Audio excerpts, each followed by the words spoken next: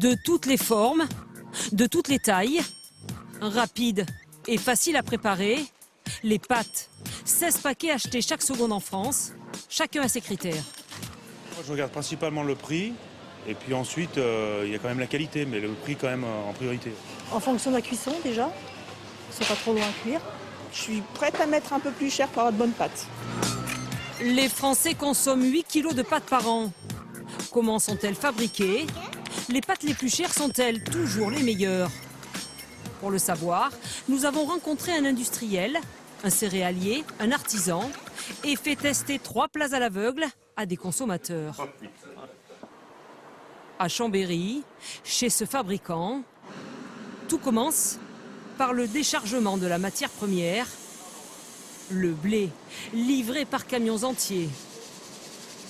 Taille, couleur, taux d'humidité, qualité, chaque cargaison est soigneusement contrôlée.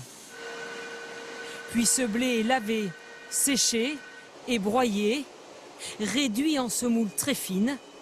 Et cette semoule, c'est la base de la recette. Alors dans cette cuve, nous allons retrouver les 2 ingrédients principaux de la fabrication des pâtes, qui sont la semoule et l'eau, puisqu'on utilise simplement 2 ingrédients. Le mélange est ensuite poussé dans cette machine qui va découper les pâtes selon la forme souhaitée.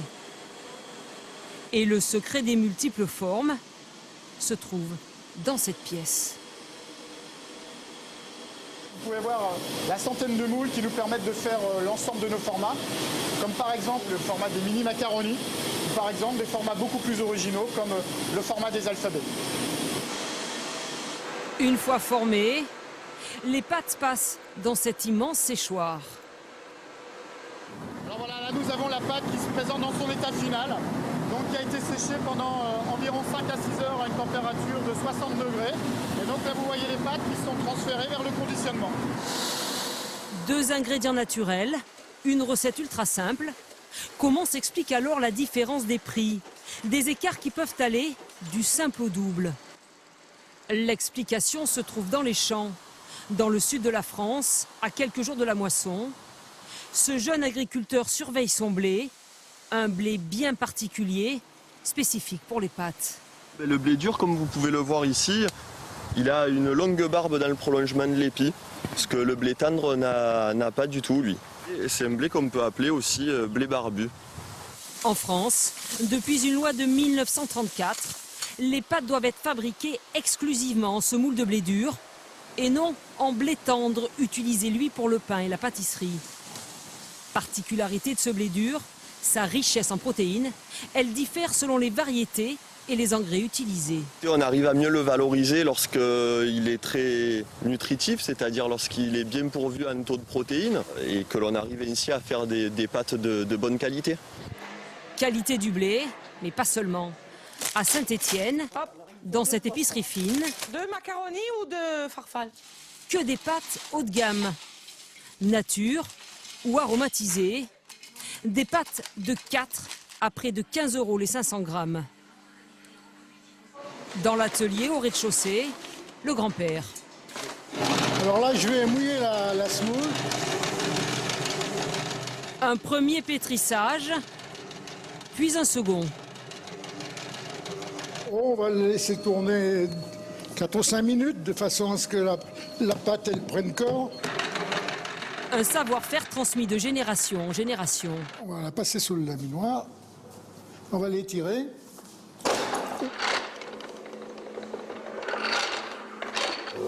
Elle prend forme, elle prend corps. Et ça sert à quoi? Ça sert à durcir la pâte, à la rendre bonne. Vous voyez, elle commence à être lisse. Lisse, soyeuse et de plus en plus fine. Puis le cousin prend le relais Allez, vas-y. pour la mise en forme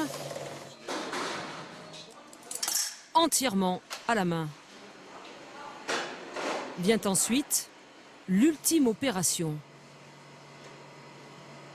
Nous allons mettre ces pâtes dans le séchoir pendant 48 heures à faible température, ce qui nous permet de garantir la qualité de la pâte et de ne pas que les pâtes gercent, c'est-à-dire cassent si on sèche trop fort. Alors dans l'assiette, fait-on vraiment la différence? Dans ce restaurant, 2 consommateurs ont testé pour nous 3 types de tagliatelles. Des premiers prix, celles du leader français et les pâtes artisanales de notre épicerie fine. Préparées simplement pour mettre en valeur le produit. Un petit filet d'huile d'olive, basilic frais, un petit peu de sel de Guérande et du poivre du Moulin. Première assiette, les pâtes premier prix. Il n'y a pas trop de saveur, quoi. Il y a pas de... Ça reste quelque chose de basique. Viennent ensuite les pâtes haut de gamme. C'est une pâte qui colle pas, enfin bon, qui a du goût. Ouais, qui est différente. Meilleure, moins bonne? Meilleure. Enfin, les pâtes de la marque leader en France. Elles sont mieux que les premières, mais pas aussi bien que les deuxièmes. C'est entre les deux. Je dirais un peu moins goûteuse que les deuxièmes, mais nettement supérieure aux premières. Verdict de notre test, les pâtes les plus chères sont bien les plus savoureuses. L'an passé, la France a produit 247 000 tonnes de cet aliment, incontournable de notre garde-manger.